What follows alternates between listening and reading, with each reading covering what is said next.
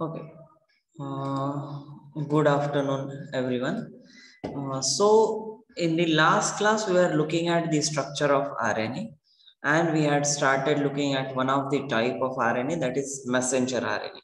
So, in general, what we had seen in terms of mRNA structure, which is like what we commonly know as the type of RNA which is taking the message to transport the genetic code from DNA to proteins, and that is what is the main function of mRNA.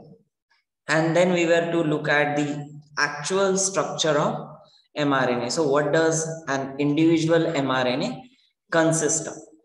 So moving with that, so a cap of methylated guanine, which is called as G cap, is present at the 5' end. So if you remember, last time we had seen where is that particular statement? Yeah, no, not this one. Complementary DNA, same base sequence. Yeah, it is complementary to DNA, and it will carry a copy of the same base sequence as found in the DNA, and except this thymine replaced with uracil. So that means it's complementary to the DNA strand, right? So when it is complementary to DNA strand, so it will have certain sequence, right? Based on whatever is DNA sequence, based on that, there will be complementary sequence in the mRNA. And at the start, what you see here is the guanine, which is methylated.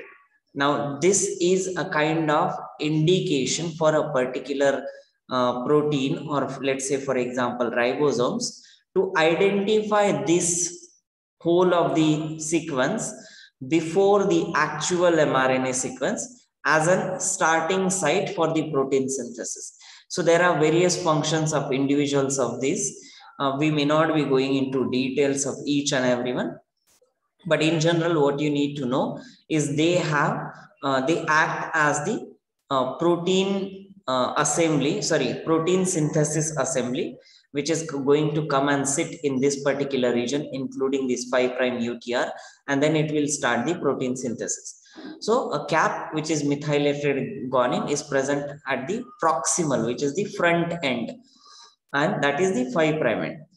A start codon, which is the initiation codon, it is also called as initiation codon, and usually there are only these two, that is AUG and GUG. This will code for methionine, amino acid methionine. So that is what is this AUG or GUG, and they are present next to the G cap. After that, there is a long coding region.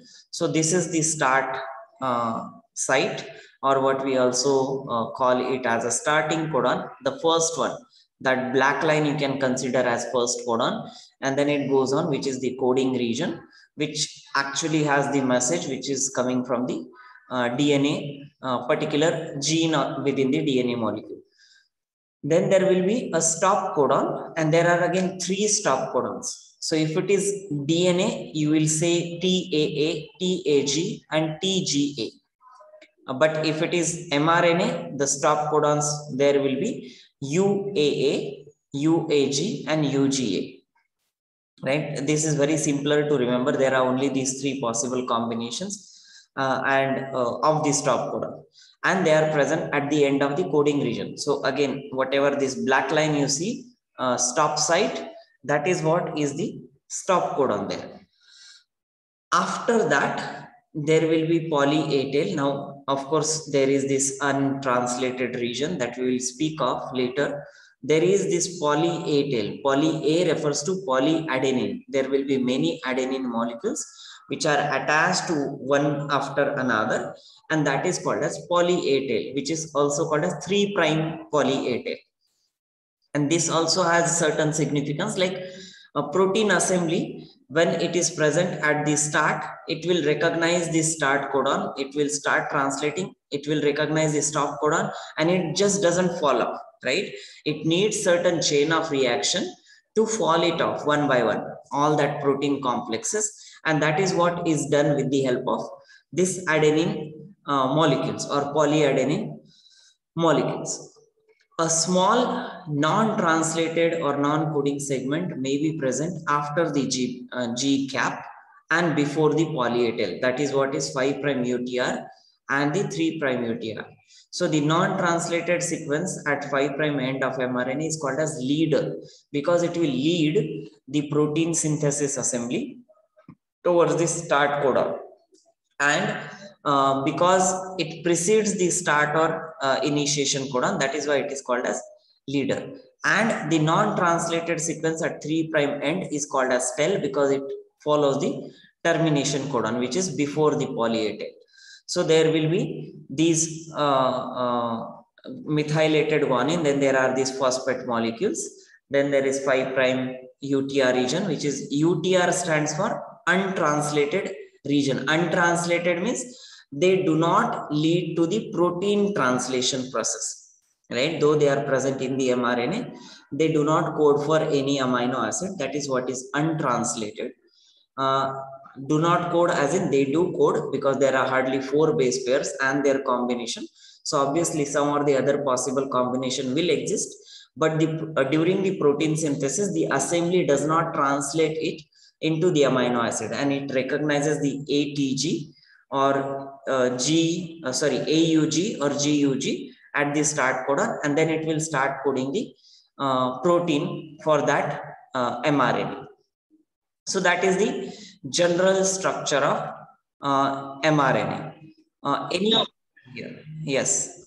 So the 5' UTR and the 3' UTR, so they are outside the start codons and the end codons. Correct. Okay. So like maybe let me see if I can get one particular diagram. So protein, what was the PPP? Phosphate. Protein synthesis assembly on mRNA. So I'm not sure if we can get it.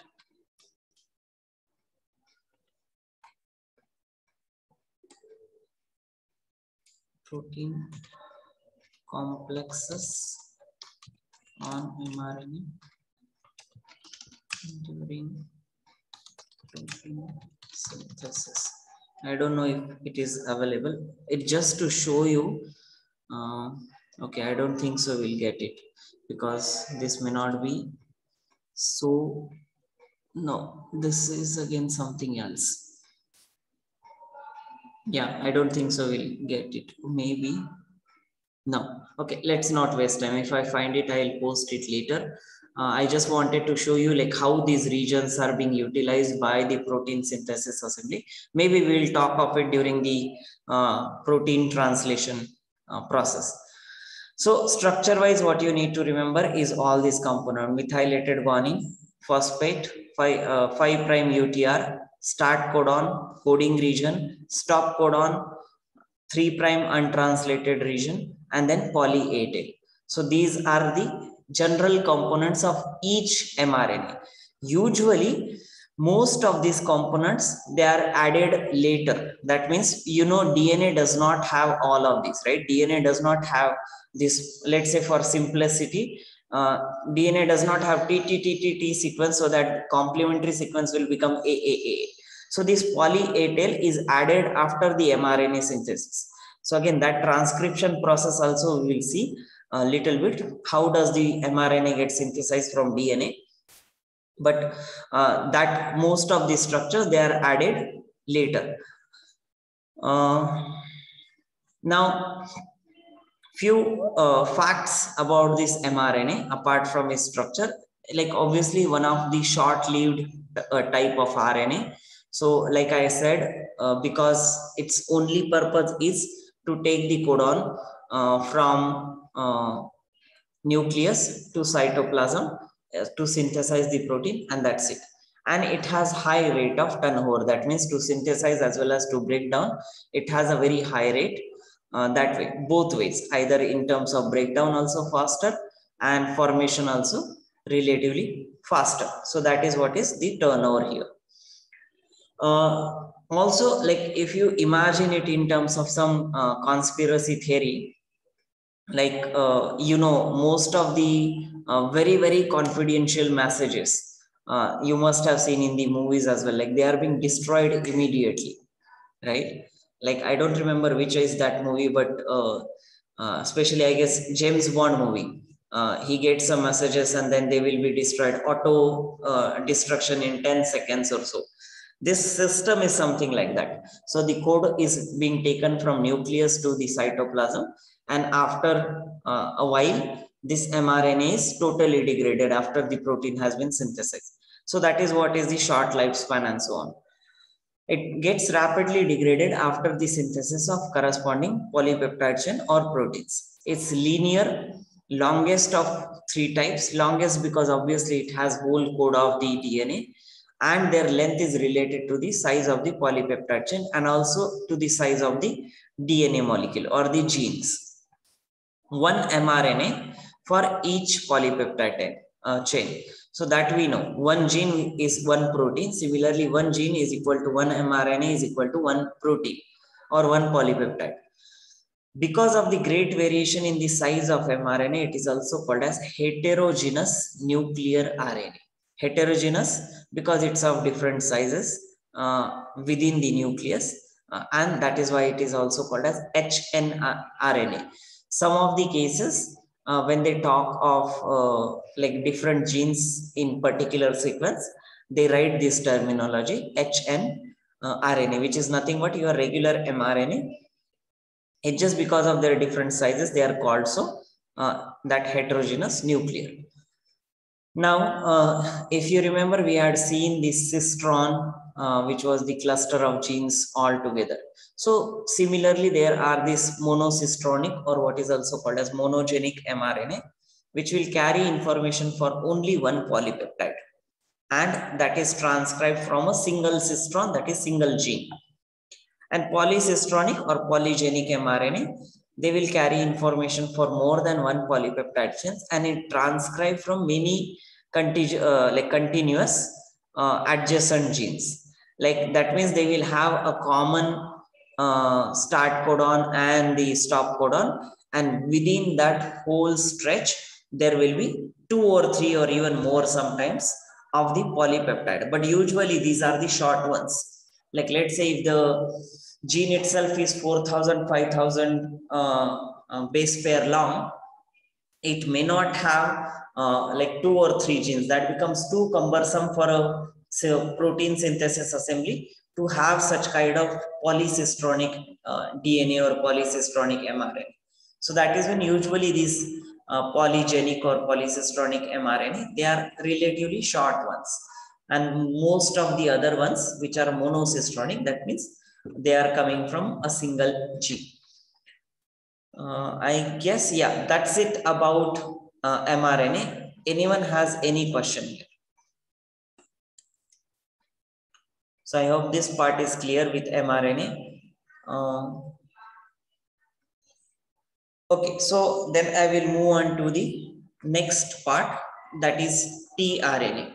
Now again, in this case also, tRNA is specifically involved in the transport or transfer of this amino acid molecule. So in general, this is the family of 61 small size ribonucleic acid. Now, what do you think? Where is this number coming from? 61.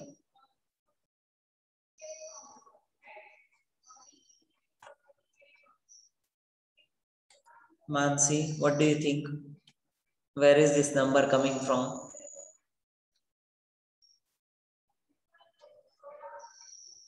Mansi? Okay. Akshay, what do you think? We had seen this earlier. Akshay? I don't remember. Okay. Pratham, what do you think? Even I don't remember. Okay, so let me, Pranavi or Girisha, do you remember anything?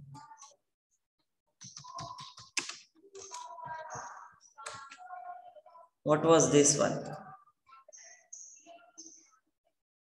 Especially this, like we had seen this, right? So there were certain codons, right? These total number is 64, right? But out of these, we have seen there were, where was this? In mRNA, right? I guess here. No, where is it? Yeah, here. So there are 3 of them which are coding for the stop codon. Stop codon does not translate to any amino acid. So out of 64, 3 are gone in the stop codon, and there is start codon, but it does code for methionine. Like I had said, methionine is always the first amino acid for most of these proteins or polypeptides, and that because the start codon is always AUG or GUG, right? So these way, this codon, it's usually and because the stop codon does not code for any amino acid, so 64 possible codons. From those 64 possible codons, if you minus 3, it's 61. So those 61 amino acids, they are transported with this ribonucleic acid, that is RNA. So these are 61 small sized RNA molecule, and they can recognize the codon on mRNA and have the attachment site for the activated amino acid. So let me show you the tRNA structure first. That might give you some clarity. So this is how the tRNA looks like. This is the 3-dimensional structure of it. In reality, this is the representative model, which we call as clover leaf model. Clover leaf, I assume everyone would know, because it has these 3 kind of round structures, and then there is stem-like structure. So that is why it is called as clover leaf model. So this is the typical transfer RNA. That's how it looks like. So in this, it can recognize the codon on mRNA. That means mRNA has certain codon. This tRNA will go and check for the particular code on the mRNA. It will be, so this process, I guess I will have to explain on the board. Okay, let me finish whole of this description and then I will use the board. So it will recognize a particular codon on mRNA, and it will also have an attachment site of the amino acid, which they will carry to the site of the protein synthesis. So tRNA is also termed as soluble RNA or supernatant RNA or adapter RNA, because if you have RNA mixture and if you want to segregate it, these are the properties that you need to remember, because it is soluble or it will always be found in the supernatant. And it is also called as adapter RNA because it actually is kind of adapter between mRNA and amino acid chain that is being formed. So that is why adapter RNA. So, yeah. What is supernatant? Supernatant, so when a solution is there and you centrifuge it, whatever transparent liquid that you have on the top is supernatant. Supernatant and precipitate, that way. Oh, okay. Supernatant is usually the clear liquid. So this again, supernatant is very, very important terminology in biological experiment. Because let's say you have quite a few cells which you break them down, and then you have to separate protein, DNA and RNA. So what you do is you like add some buffers or some solutions so that everything will be broken apart, like enzymes, something like enzymes, which will break open the cell membrane. It will release all the content, then you centrifuge it. Whatever you get on the top is usually the first lot of either of these biomolecules. Either it can be DNA or protein or no, not DNA usually. Usually you get something which is like carbohydrate and so on, which are easily soluble molecule, right? And that you discard, and then in the remaining precipitate you add specific buffers which will extract DNA, RNA and protein one by one step. So depending on the size and depending on their length and so on, they can be separated. So that particular, apart from precipitate, whatever is remaining in this solution, that is called as supernatant. So tRNA is about 10 to 15% of the total weight of RNA. So mRNA was certain percentage. If I don't remember, what was the percentage of mRNA? It was somewhere, I forgot. Anyone remembers? It's written 5%, correct. Yeah, so 5% of this mRNA. Then there is almost 10 to 15% of the total weight is the transfer RNA, and the remaining whole of it is that ribosomal RNA.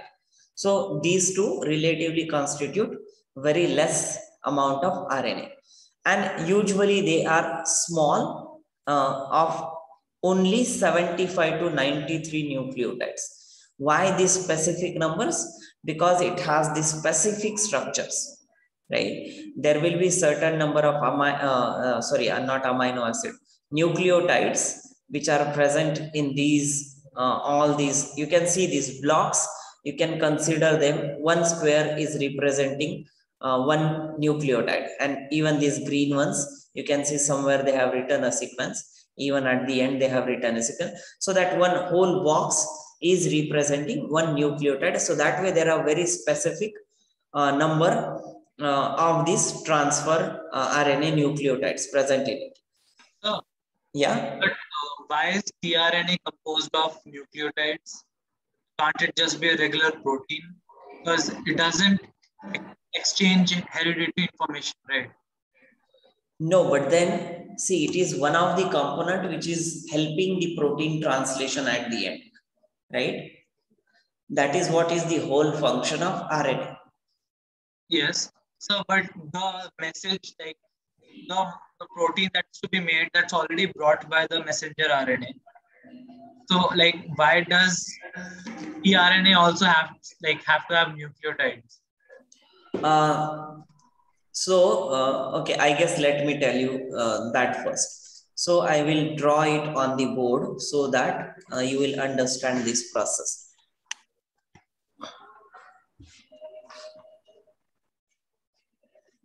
So now I am not drawing this whole process from DNA. We already know from DNA to mRNA that it is complementary. So let's say we have a particular mRNA which is coding for, at the start it will be AUG. This is first codon. I am kind of doing this. Then let's say any random nucleotides, you can say G, P, not P. G, U, C, then C, C, G, U, Q, A, and so on, right? So let's say there are, for example, this is the first part of the mRNA. So what tRNA does is, it has this structure, right? We will see this. It has these 3 nucleotides here at the base, and then you have this lower lip model. Yeah, and of course this is one of the acceptor strand where it will have amino acid. Yeah, so the amino acid is carried on this portion. Anticodon, this is the codon for mRNA.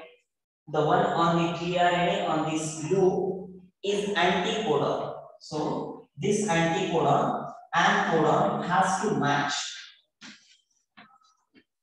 How does otherwise a messenger RNA will translate the code into amino acid? So for that process, this tRNA has to come bind to the mRNA. This will recognize this particular sequence, and this sequence will always be fixed with one amino acid.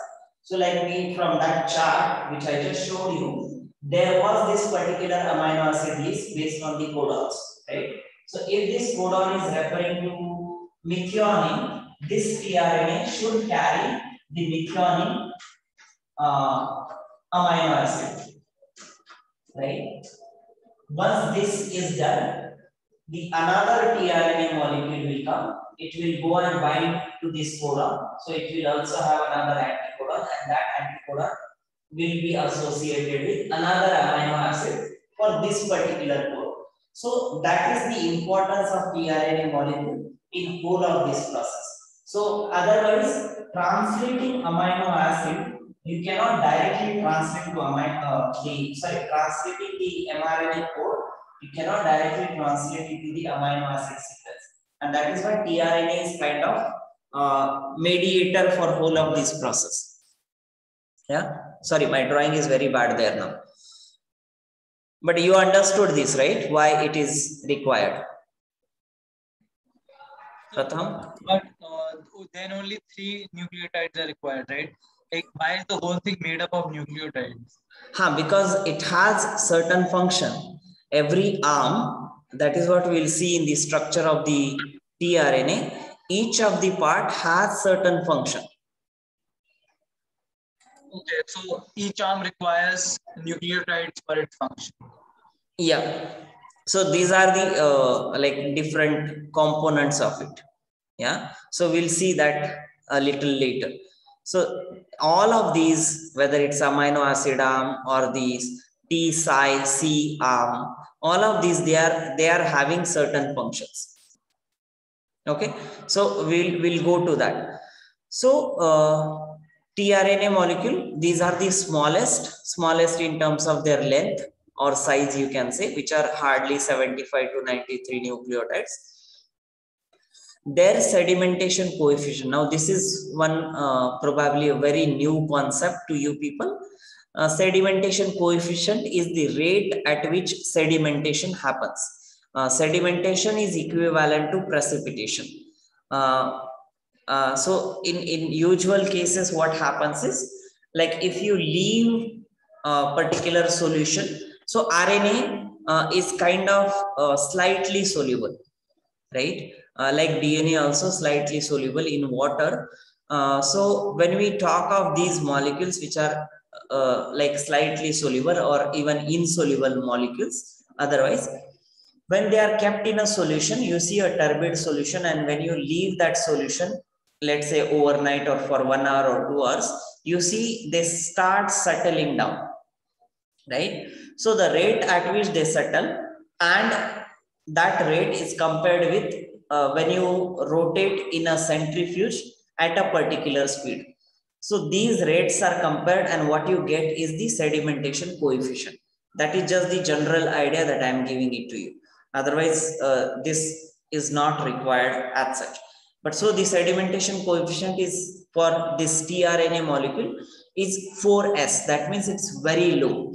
It takes long time to sediment because it is small. You can simply imagine that, like let's say you have different sizes of particles and you centrifuge them. Obviously, the one which are bigger will sediment fast or precipitate fast or will get centrifuged fast, right? On the ones which are smaller, they will take longer duration of centrifugation.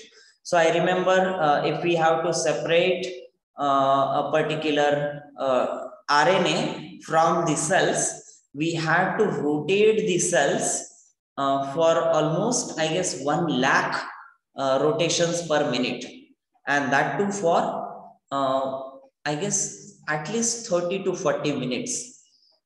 So you can imagine 1 lakh rotation per minute and 30 to 40 minutes, right? That much of rotation has to be done to get the this RNA molecule at the bottom, and what you get at the bottom is very thin thread like particles, which is just like, let's say, a small blob of jelly. That's how this RNA or DNA looks like when you centrifuge them. So that way, this is very, very difficult to, not difficult as such. Nowadays we have ultra centrifuge and so on, so it is not difficult anymore, but still comparatively or relatively, these are hard to sediment, and that is why their sedimentation coefficient is very low. So yes, is it the ratio that the time it takes in centrifuge compared to the time it takes normally? Yeah, some comparison is there. I don't know the exact formula and stuff, but that is the general comparison. So like, is this only for tRNA, or like the 4S is for all RNA? All RNA, even for proteins, it is being used, sedimentation coefficient, all the biomolecules in general. No, sir. Like, not so. Like this coefficient 4S only for tRNA, like, or for all RNA? So tRNA, specifically for tRNA, there is this 4S. For other types of RNA, for mRNA, it will be different, right? And the reason being because these are relatively larger molecule, mRNA. For I remember again, I used to separate mRNA also during my experimental work. There hardly you need, I guess, 10,000 rotations per minute, 10,000 or something like that for hardly 10 to 20 minutes. So it's like depending on the size. That's why I gave you the analogy of, you imagine what is the size, and then you imagine what would be the kind of rotations per minute that would be required and for how long. So that is the general idea of it. So yeah, and the molecular weight is somewhere around this 24,000 to 31,000 Daltons, and this is like together, yeah, together as in not of single molecule, but of like a group of tRNAs. But again, we need not go into those details. We, as such, no one really bothers about what Dalton, because there are so many specific like molecular weight, like tRNA will be carrying a particular amino acid. Amino acid itself will be varied. So to calculate that one amino acid's molecular weight will take us quite long time to calculate for individual tRNA. So that's why I'm saying you can skip that part. The polynucleotide chain of tRNA undergoes secondary and tertiary folding. Now, this secondary and tertiary folding is related to the structure, and it is also in like how proteins they undergo primary, secondary, tertiary folding. This is something similar that happens in transfer RNA, and that is majorly because of the internal complementary base pairing. So whatever structure you saw here as a clover leaf model, that is not how exactly or always it looks like. Yeah, this is the actual structure of tRNA. Again, depends on which tRNA it is, what are the nucleotides and so on. But due to the internal base pairing, now you can see there is a drastic difference between this one and the representation model, right? This is, like I said, it is a representation of the diagram. So there will be certain loops. You can see this is one loop, this is other loop, this is the another loop. So that way there will be loops, and plus within those two strands, or rather a single strand of this tRNA, there will be certain kind of looping. Same was the case with mRNA also. It also got intertwined amongst itself, so that the mRNA could stabilize. So this is something similar that happens. This tRNA will also kind of wind around itself due to the complementary base pair formation within the same molecule, and then it will form those different structures. And that is why it gives a shape like three leaf like structure and the stem like structure. And that is what is clover leaf model. Where is it? Yeah. So so it undergoes secondary and tertiary folding. As a result of this folding, the tRNA molecule acquires a two-dimensional secondary structure, and it resembles to a twisted clover leaf. So it, because what you saw, that actual structure, this looks like clover leaf, but it is twisted, and that is what is being said here. So this folded structure of tRNA looks like or resembles to twisted clover leaf, and this particular fact was identified by this fellow, I guess Robert, I'm not sure of what stands for R, but this R.W. Hole in 1964, and he identified this clover leaf model of the tRNA. He also got Nobel Prize for that. Another interesting fact with this clover leaf model is there was another Indian scientist, rather Indian American scientist. You must have heard the name, Hargovind Khurana. Uh, uh, it's that guy also contributed to this discovery, and he was also one of the Nobel Prize winner with this Hole. So that was the Hargovind Khurana and Hole, and there was third guy, I guess Nienberg or Nienberg, something. I totally forgot it. So there were three of them who had identified this, but it was majorly Hole who finished a lot of work around it. So it's three-dimensional configuration, and the tertiary structure, they appears inverted L-shaped because rather so that its molecule can fit into A and P sites of the ribosome.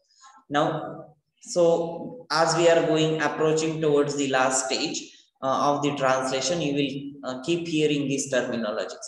So A, it stands for amino acid end of the ribosome, and P stands for phosphatidyl or phosphate group. So if I show you this one, you can see this diagram. This is the mRNA strand. It has a start codon. It will have this tRNA coming, which is, it will come. It will synthesize the first amino acid, that is methionine, and then it will dissociate. Then the next second one will come. It will try to match with this base pair. So you can see ACC is obviously complementary to UGG. It will be associated with certain amino acid. It will add it up. Obviously, there are another enzymes which are going to add this, which are going to form a bond, which we call as peptide bond. CONH, C double bond ONH. So that peptide bond will be formed between these two amino acids. Again, this will dissociate. Third one will come, and so on. So that way, the whole synthesis of the amino acid is carried out from this A end or amino acid end, and the P end, which is kind of the middle end. So that way, that is what it is referring to. So the three-dimensional configuration or tertiary structure appears to be inverted in L shape, so that the two molecules can fit into A and P sites. So what does that mean is it's kind of making a space so that inverted L of tRNA can go and fit into this particular A and P sites of the ribosome. So this green thing at the background is the large ribosomal subunit, and there is small ribosomal subunit. So that way it should fit into that particular site. So that is why it is inverted L shape. Now it may not be so apparent in this diagram because it's just a representation, but otherwise it has to be that L shaped tRNA molecule. Yes, questions? So the red shape, the red box that's there, that's supposed to be L shape. They are supposed to be the tRNA. They're supposed to be L shape in this. Yeah. So if we go back to this diagram, so that is what they are. See, you can see this L shape. Yeah. If you draw an axis here, it will be this, and then perpendicular line below. So that is what is inverted L shape. Oh, okay. Yeah, you can see it, right? Yeah. So that is what. So this anticodon part will go down so that it can read the code on this, and the remaining part stays above this ribosomal subunit so that it can like form this amide linkage between the amino acid, and this chain can stay upward while the codon is being read by the tRNA. So that is why that inverted L shape they are mentioned.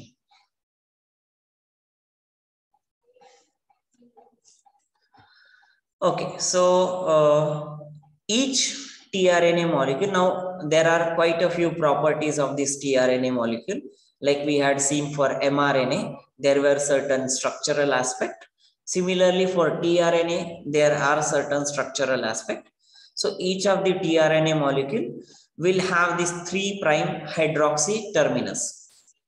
3' hydroxy terminus, which was there in case of DNA also, and a 5' phosphate, which was there in DNA also. The only difference that you know is the ribose sugar to deoxyribose sugar from from RNA to DNA. So that way the structural similarity is still there.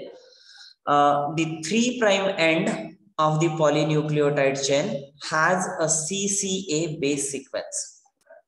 Now, let me show you here. Where is this? Yeah. So the last part of the tRNA. So if you imagine, if you straighten this molecule, let's say from 5' to 3', then at the end of 3', what you will have is the CCA sequence, which is the end part or the 3' hydroxyl terminus of the tRNA molecule. And this represents the site of attachment of this amino acid. So whatever we had seen, wherever these amino acids they are attached to this last portion of the CCA base sequence. And the 5' end of the chain terminates with the guanine base. And at the start, now the 5' end is not visible here of the tRNA, but yeah, here you can see that 5' end will always have the guanine at the start, and there are certain specific requirements, because see, these are again kind of bond formation reactions even in the protein synthesis process. It's not physically carrying like how we built walls. We put the bricks and then we put cement and then something gets built up. Protein synthesis is not like that. Protein synthesis is actual bond formation between two molecules. So it's not something you bring from somewhere and attach it. So this is like energy transfer from one molecule to the other through the different bonds that are being formed. So that is why the specifics of this tRNA, they are given because they do have certain functions. So this is 5' guanine and the 3' CCA base sequence. So that is the first characteristic or structural aspect of the tRNA. Now, if we look closely into this clover leaf model, right? According to this clover leaf model, there are 4 distinct arms, right? 4 distinct arms, and 3 of which they are loop-like and 1 is stem-like, and that is what we had seen here. Like then in this representation, you can see 3 of them, they are in loop, and 1 of them is like a stem. And even in this case also, this part or the upper part or the end of that L shape is the stem. This one, and the last one at the bottom, that is the 3 loops present in the tRNA molecule. So they have specific names. So first one is the amino acid arm, or what is also called as acceptor arm. Now we have seen this here. This is what is the amino acid arm or the acceptor arm. So the whole of this arm is called as amino acid arm or acceptor arm. So it is a stem of 7 base pair which possesses both 3' hydroxyl and 5' end of the not T. So this has to be tRNA molecule. It's not rRNA molecule. So tRNA molecule. Otherwise, it will be a big blunder. So it is the stem of 7 base pairs which possesses both 3' hydroxyl and 5' end of the tRNA molecule. 3' terminus ends with CCA with a specific amino acid attached to it, of course, and therefore this end is also called as amino acid acceptor end, right? Or it is also called as carrier end because it is carrying the amino acid. and its CCA sequence is added during the processing process. So that means whenever this tRNA is getting synthesized,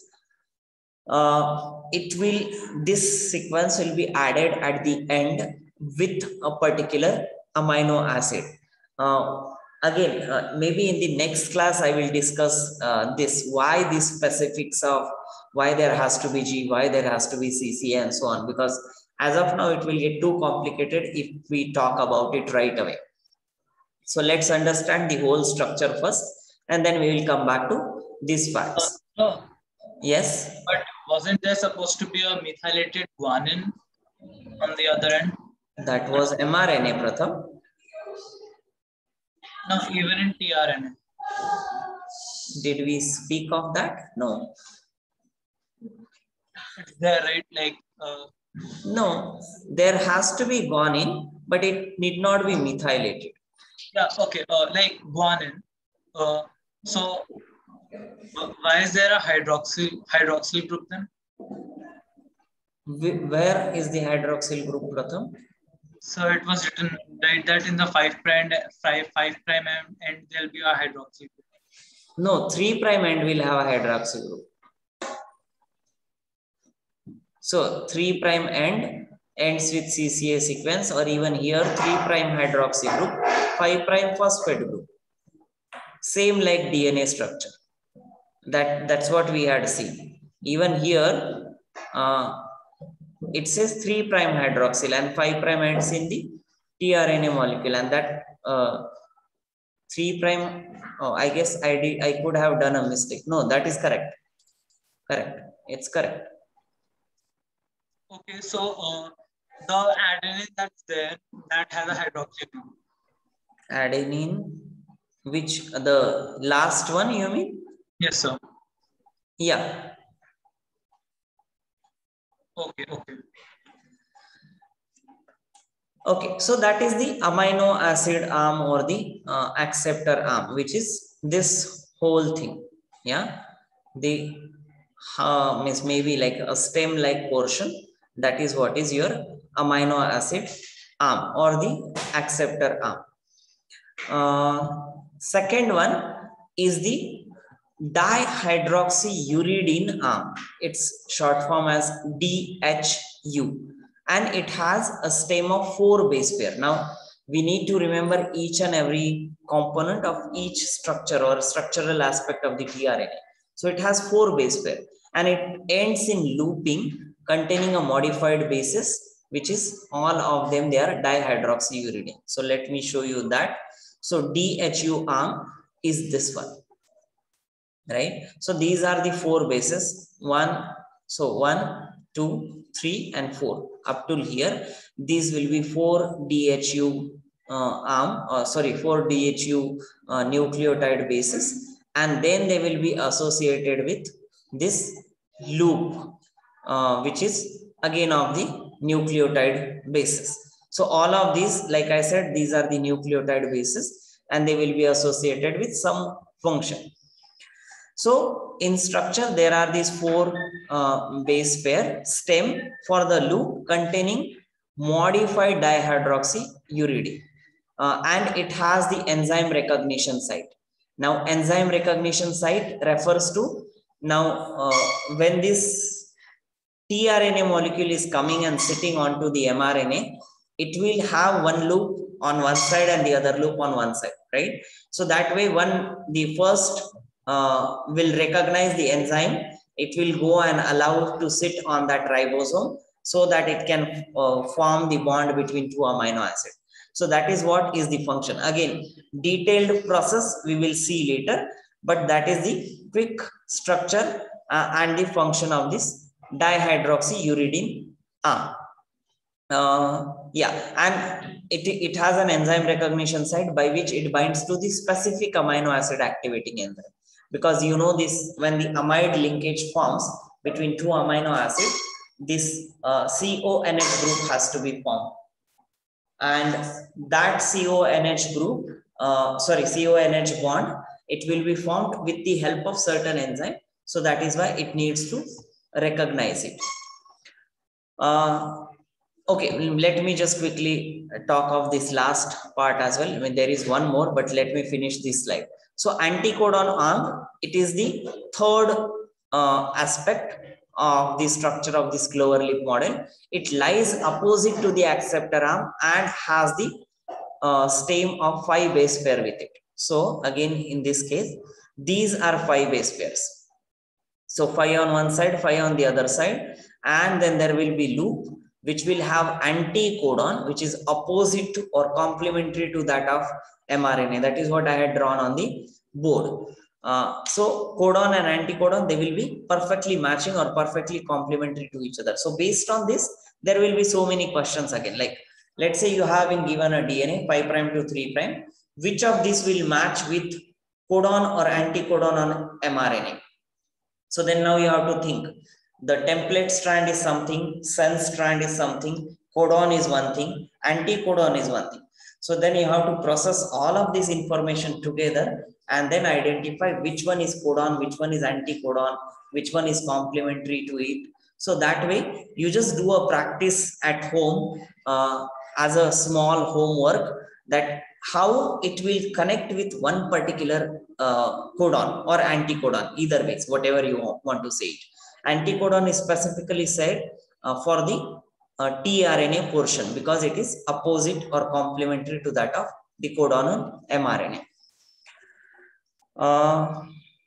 Okay, I guess I will stop here. I will talk of this pseudouridine part tomorrow in the next class.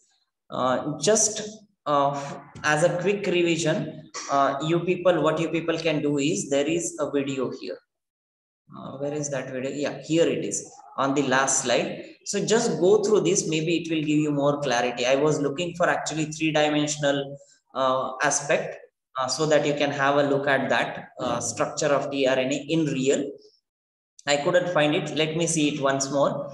I'll get back to you on that as well. Okay. And obviously we will see the functional aspect of all of these components while we see the protein synthesis part. Okay, let me stop here. Do you people have any question? Anyone?